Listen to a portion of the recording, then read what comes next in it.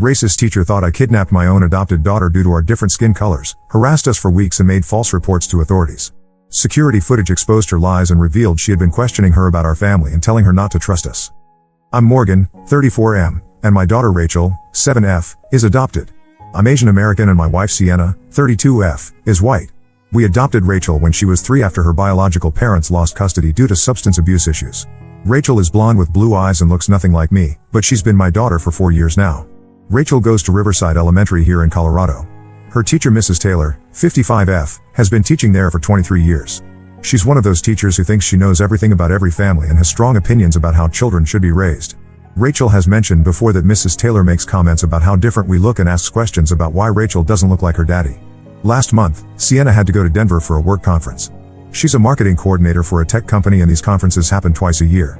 I work as a software developer and my schedule is flexible, so I took the day off to spend with Rachel. We decided to go to the mall to buy her new shoes for school and maybe catch a movie. Rachel was excited because we rarely get one-on-one time together. She's been asking for these light-up sneakers she saw at the store, and I figured it was a perfect opportunity. We drove to Westfield Mall around noon. Rachel was chattering about her friend's birthday party coming up and how she wanted to wear her new shoes to it. We went to the shoe store first. Rachel tried on 3 different pairs before settling on the one she originally wanted. The clerk was friendly and complimented Rachel on her choice. We paid and headed to the food court to grab lunch before the movie.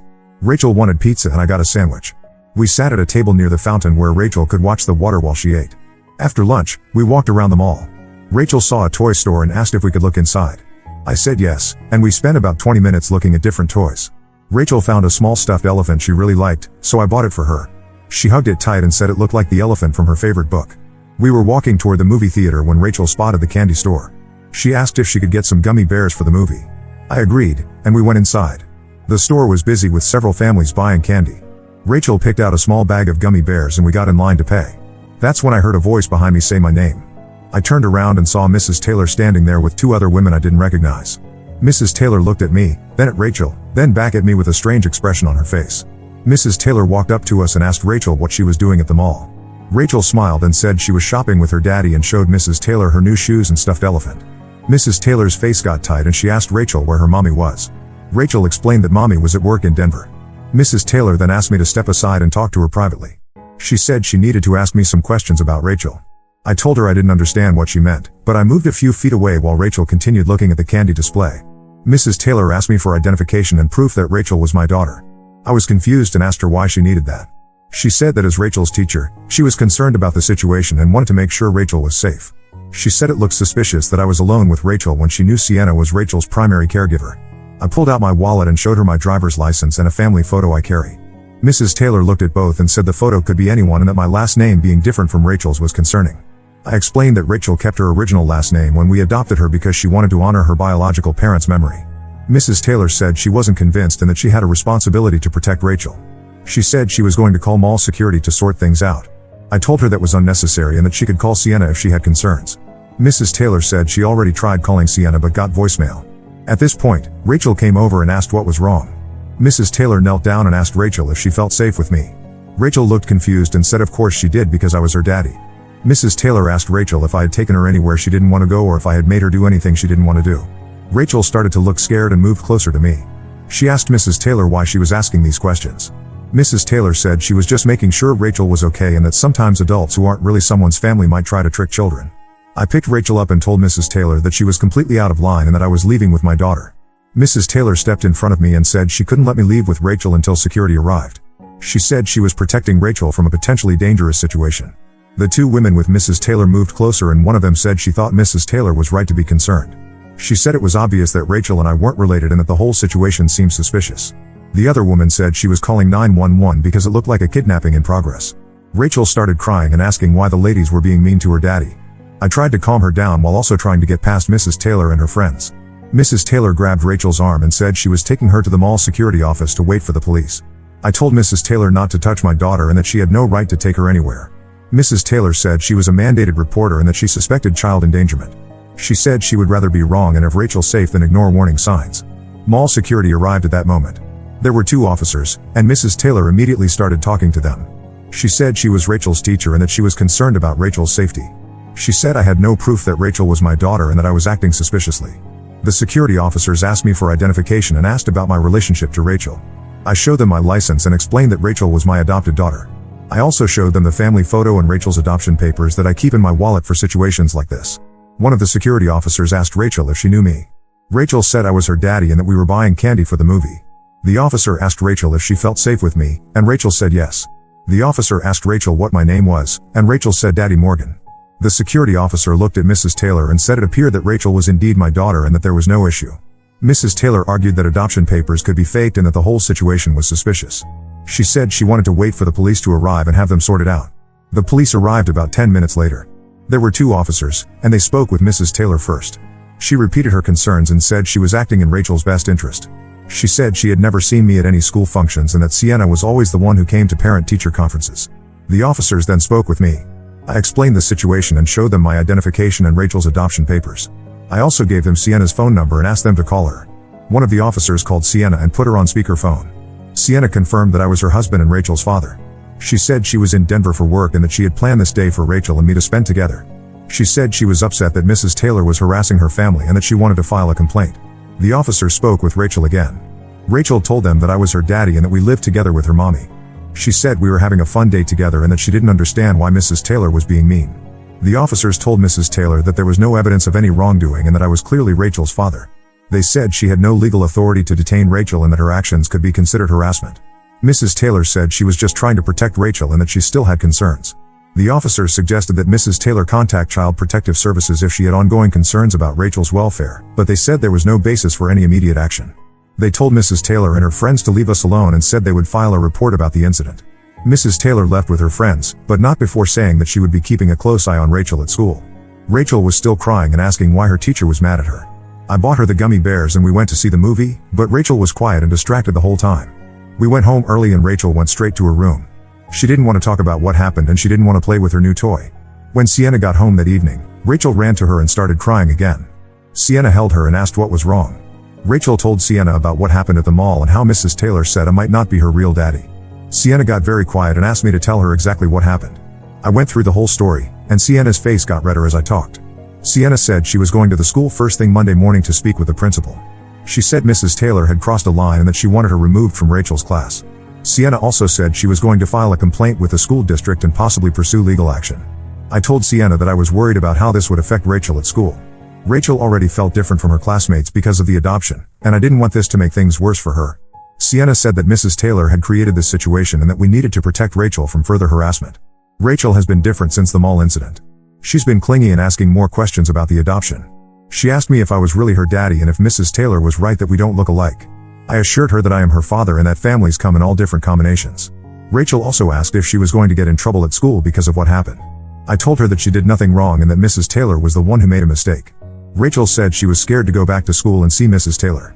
Sienna took Monday off work to go to the school with me. We met with Principal Johnson and explained what happened at the mall. Principal Johnson said she was shocked by Mrs. Taylor's behavior and that it was completely inappropriate. She said she would be investigating the matter and taking appropriate action. Principal Johnson also said she would be speaking with Mrs. Taylor about maintaining professional boundaries and understanding family diversity.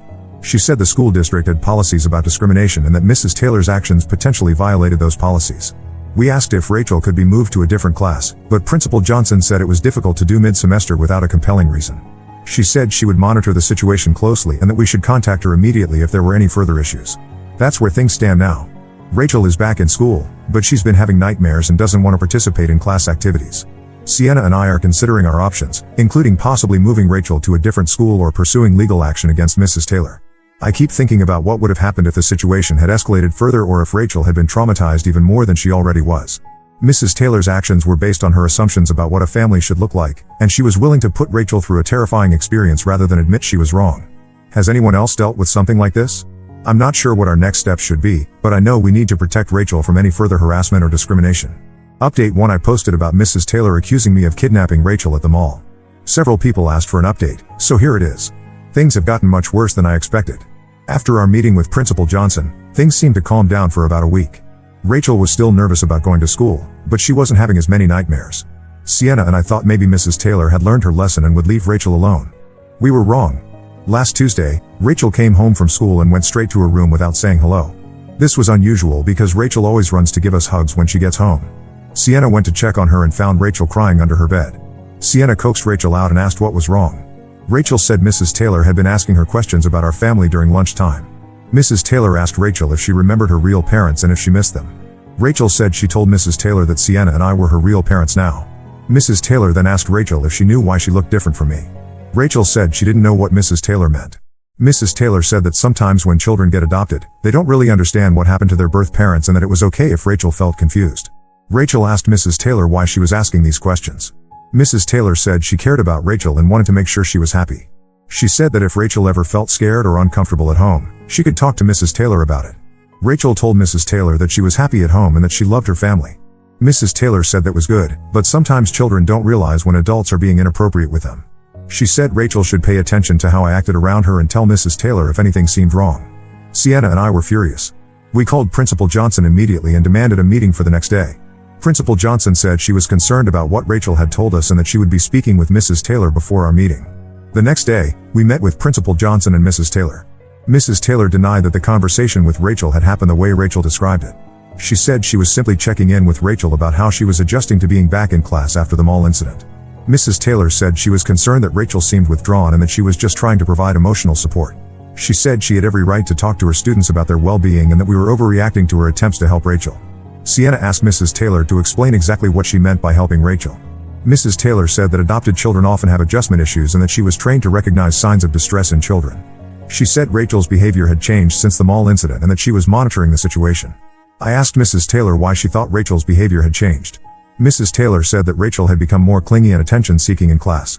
She said Rachel had started asking more questions about families and seemed confused about family structures. Sienna pointed out that Rachel's behavior changes were likely due to being harassed by her teacher, not because of any problems at home.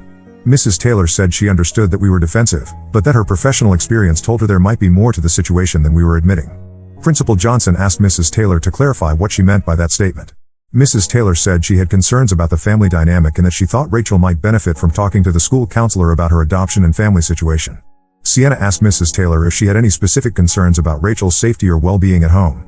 Mrs. Taylor said she couldn't discuss specific concerns due to confidentiality, but that she was keeping detailed notes about Rachel's behavior and our interactions with the school. Principal Johnson said she was disappointed in Mrs. Taylor's continued focus on our family rather than on Rachel's educational needs. She said Mrs. Taylor would be required to attend additional training on cultural sensitivity and family diversity.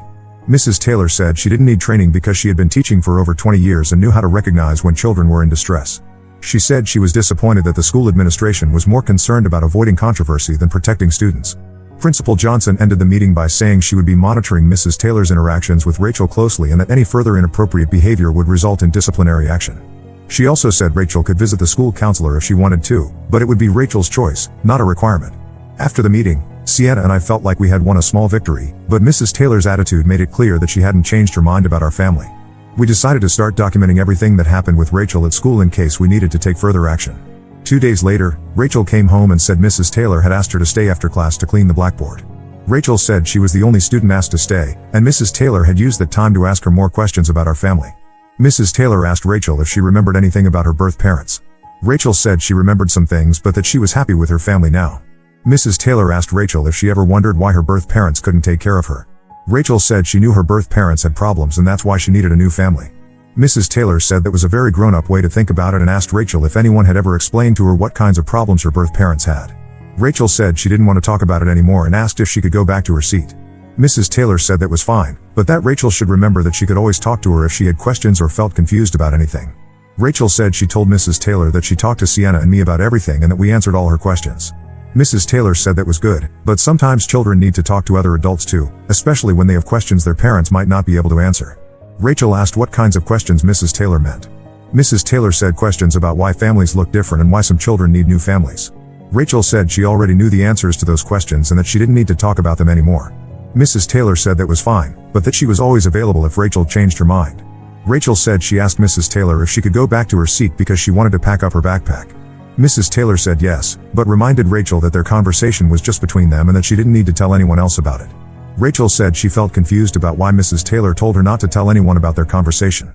Rachel said she always told Sienna and me about her day at school and that she didn't understand why this conversation was different.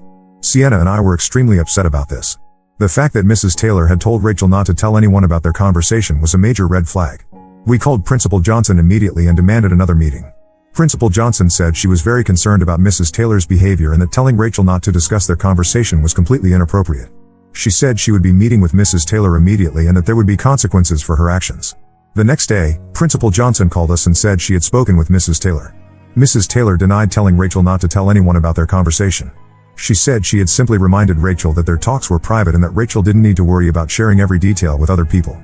Principal Johnson said she had also reviewed Mrs. Taylor's notes about Rachel and found that she had been documenting Rachel's behavior and our family interactions in excessive detail.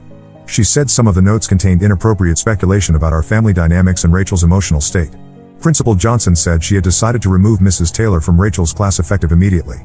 She said Mrs. Taylor would be transferred to a different grade level and that Rachel would be assigned to Mrs. Rodriguez's class for the remainder of the school year. Sienna and I were relieved that Rachel would be away from Mrs. Taylor, but we were also concerned about how the transition would affect Rachel. We met with Mrs. Rodriguez the next day and explained the situation. Mrs. Rodriguez said she was aware of what had happened and that she would work with Rachel to help her feel comfortable in her new class. Mrs. Rodriguez seemed genuinely caring and professional. She asked Rachel about her interests and hobbies and made her feel welcome in the new classroom. Rachel seemed to like Mrs. Rodriguez and was excited about joining her class. However, we found out from another parent that Mrs. Taylor had been telling other teachers and staff members about our family situation. She had been sharing details about Rachel's adoption and expressing her concerns about Rachel's well-being. Several teachers had heard Mrs. Taylor's version of events and had formed opinions about our family based on her information. This created an uncomfortable situation for Rachel at school. Some teachers and staff members looked at us differently during pickup and drop-off times. Rachel noticed that some adults at school seemed to be watching her more closely and asking her more questions about how she was doing. Rachel asked us why everyone at school was being weird around her. We explained that sometimes adults make mistakes and that it takes time for things to get back to normal. Rachel said she wished she could go to a different school where nobody knew about what happened with Mrs. Taylor. Sienna and I have been discussing whether we should transfer Rachel to a different school. We're worried that the situation with Mrs. Taylor has created a lasting negative impact on Rachel's school experience. We're also concerned that Mrs. Taylor's influence might continue to affect how other staff members treat Rachel. We've also been considering legal action against Mrs. Taylor and the school district. Several people have suggested that Mrs. Taylor's behavior constituted harassment and discrimination based on our family structure. We consulted with a lawyer who said we might have grounds for a civil rights violation claim. The lawyer said that Mrs. Taylor's actions appeared to be motivated by bias against adoptive families and interracial families. He said her pattern of behavior suggested that she had predetermined negative assumptions about our family and that she had acted on those assumptions in ways that harmed Rachel. However, the lawyer also said that proving discrimination in this type of case could be challenging and expensive.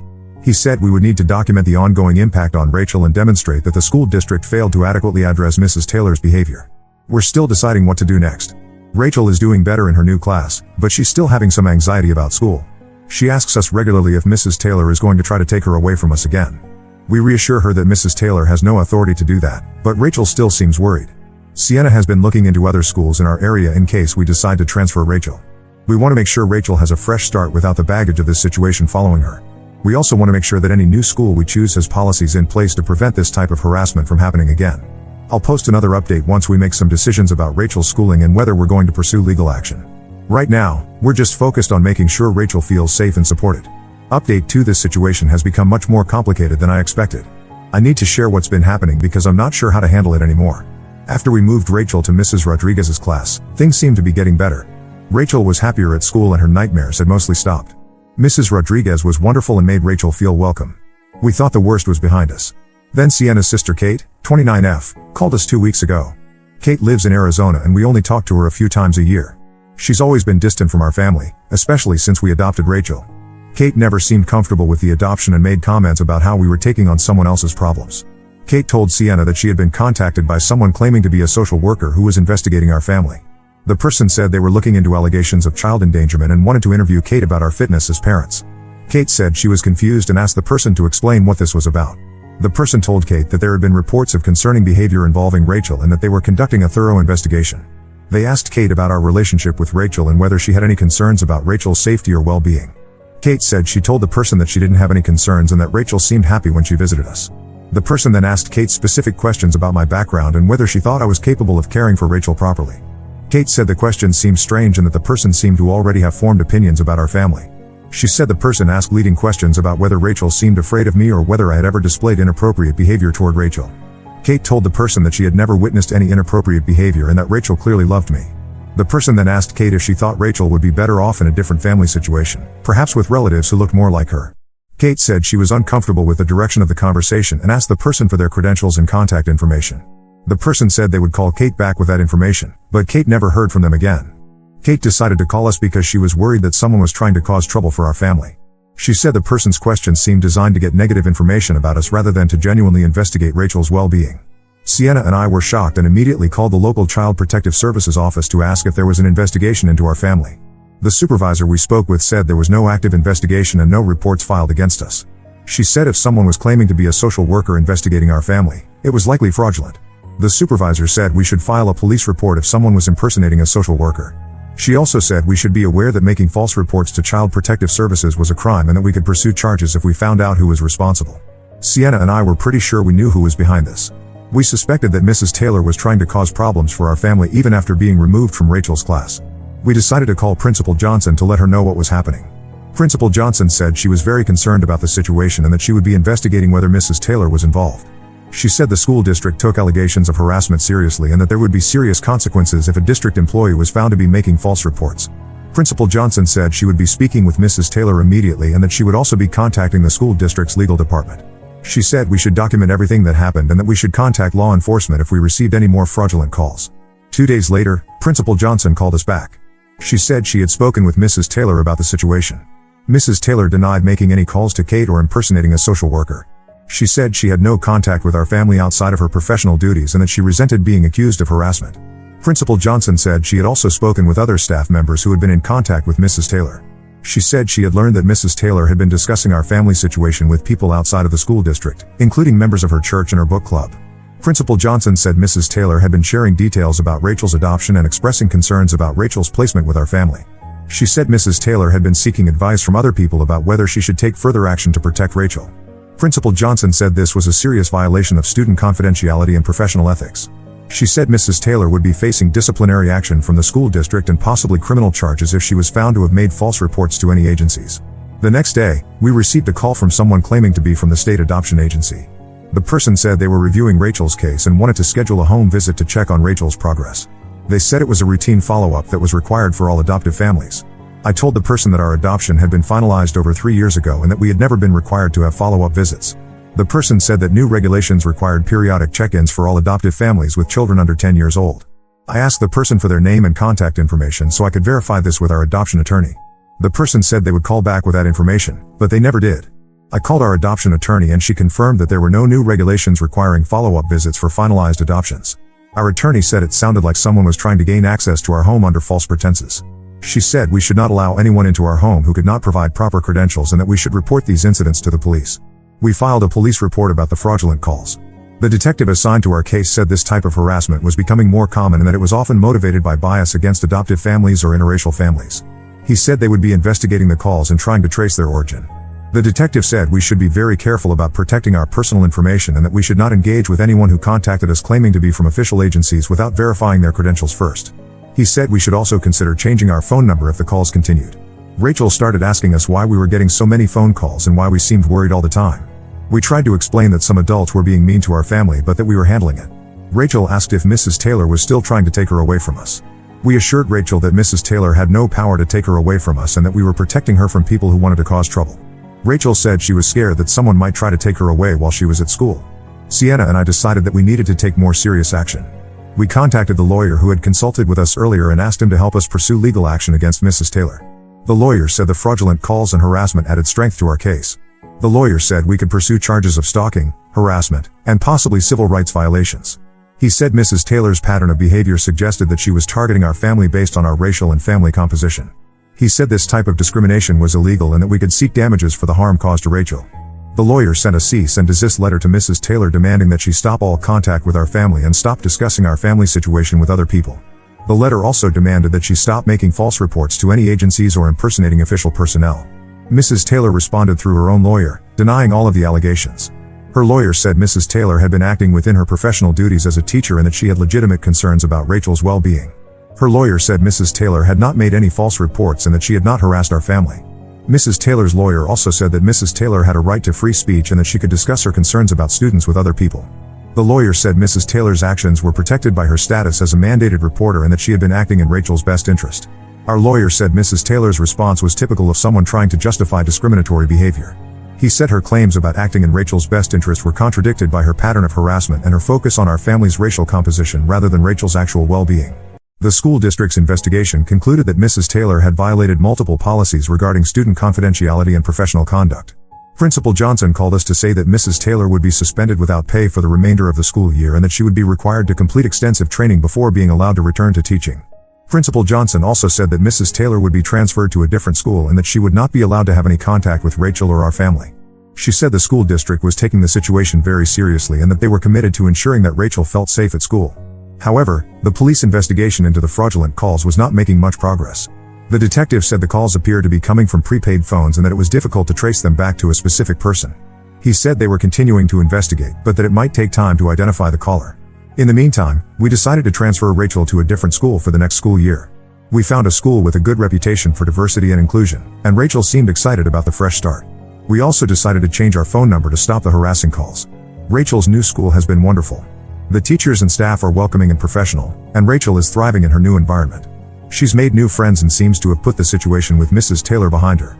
We're still pursuing legal action against Mrs. Taylor, but it's a slow process.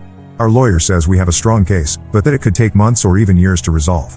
We're prepared to see it through because we want to make sure Mrs. Taylor can't do this to another family. The whole experience has been exhausting and expensive, but we're glad we stood up for our family. Rachel is doing well and that's what matters most. We're hoping that by pursuing legal action, we can prevent Mrs. Taylor from targeting other families in the future. Update 3. I wanted to give everyone a final update on this situation since so many people have been following our story. The legal case has been resolved, and we've finally been able to move on with our lives. Our lawyer was able to prove that Mrs. Taylor was behind the fraudulent calls to Kate and the fake social worker contacts.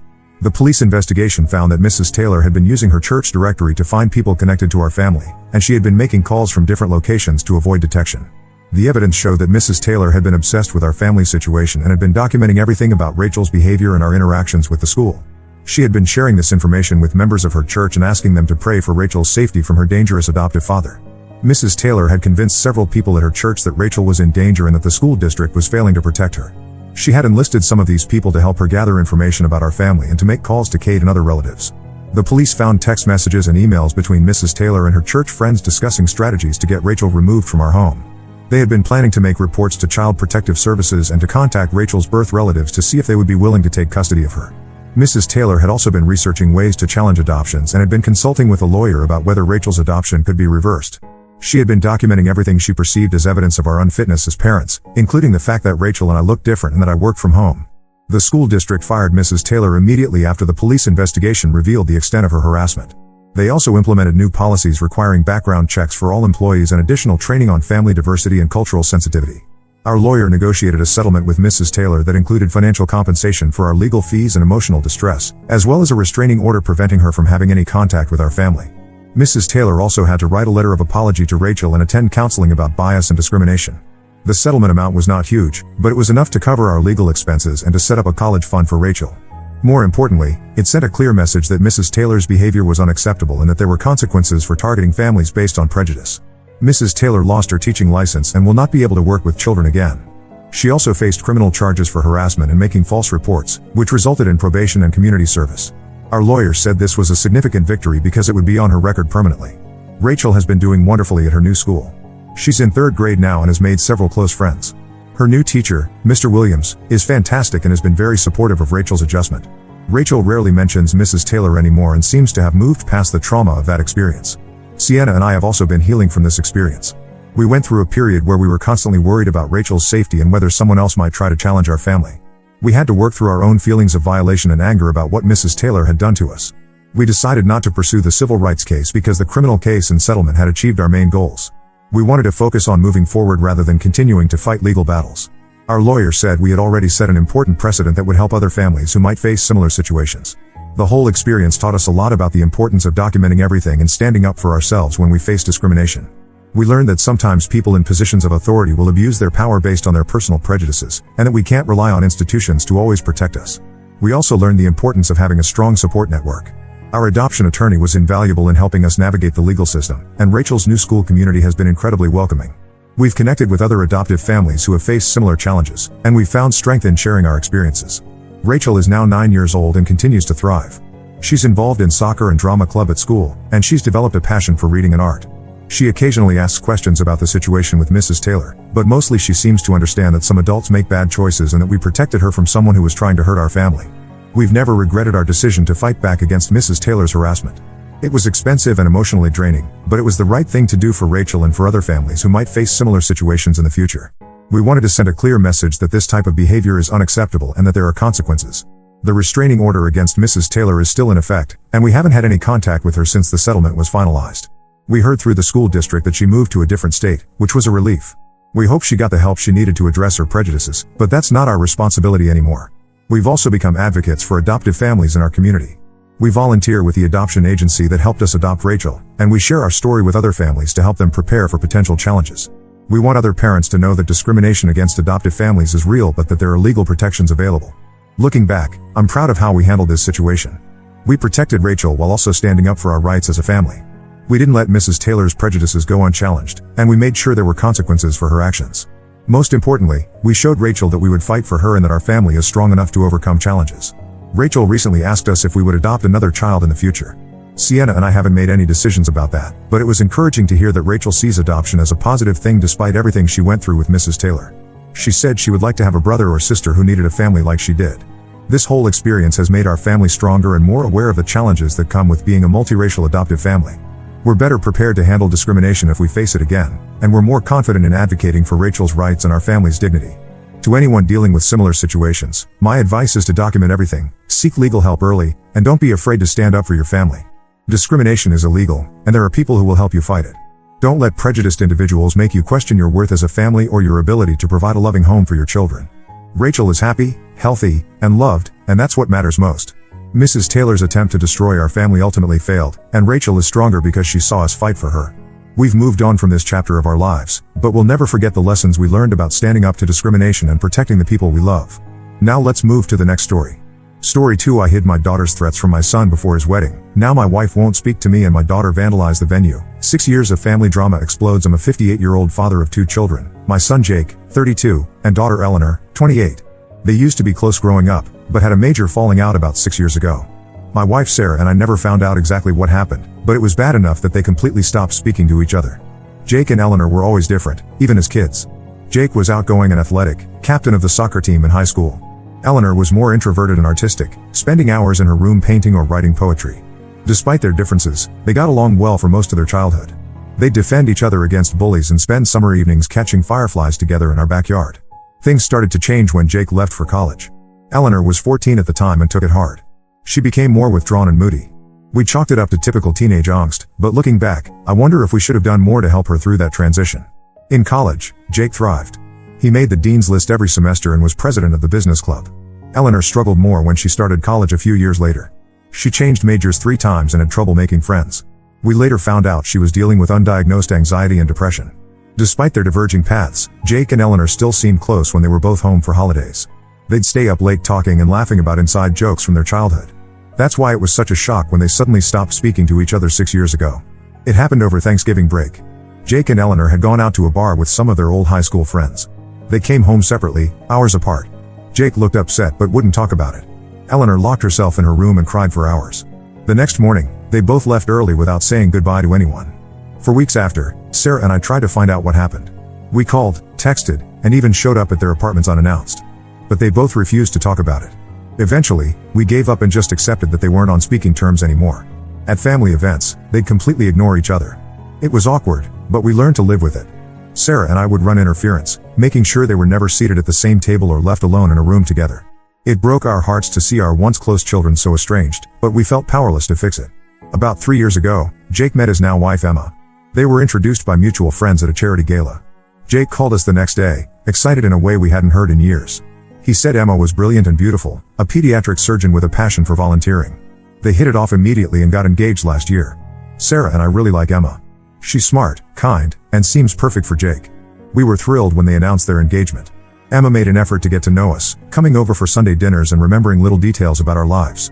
She even helped Sarah plant a new flower garden in our backyard. Eleanor has been living abroad for work for the past few years. After college, she got a job with an international nonprofit, doing environmental conservation work in Southeast Asia. We told her about Jake's engagement, but she didn't seem to care much. She said she probably wouldn't be able to make it to the wedding due to work commitments. We were disappointed but not surprised by Eleanor's response. She'd become more and more distant over the years, only calling on holidays and major occasions. We tried to visit her a couple times, but she always had an excuse for why it wasn't a good time. Everything was going smoothly with the wedding planning until about a month ago. Jake and Emma had chosen a beautiful vineyard venue, and Sarah was helping with the flower arrangements. We were all excited and busy with preparations. Then, out of the blue, I got a hysterical phone call from Eleanor. It was the middle of the night for her, and at first, I thought something terrible had happened. She was furious and crying, accusing me of playing favorites with Jake. When she calmed down a bit, she dropped a bombshell. She and Emma had dated briefly in college.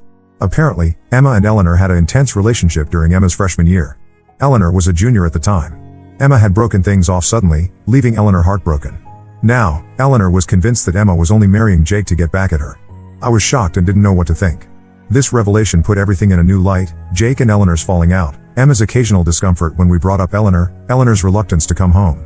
It felt like the missing piece of a puzzle we'd been trying to solve for years. Eleanor demanded that I stop the wedding and disown Jake unless he broke up with Emma. She said if I didn't, she'd take matters into her own hands. Her tone was scary. I'd never heard her sound so unhinged before. I told her she was being ridiculous and hung up. Over the next couple weeks, Eleanor kept texting me threats about ruining the wedding. She said she'd expose Emma as a lying cheater and make sure Jake knew the truth about his fiancée. I didn't tell anyone about this, not even Sarah. I figured Eleanor was just upset and venting, and that she wouldn't actually do anything since she was in another country. I did try to reason with Eleanor via text. I reminded her of how close she and Jake used to be, and how happy Emma made him. I suggested that maybe there had been a misunderstanding, and offered to mediate a conversation between her and Emma. But Eleanor wasn't interested in talking it out. She just kept making threats. Finally, I warned her that if she tried anything, I'd cut her off completely, financially and emotionally.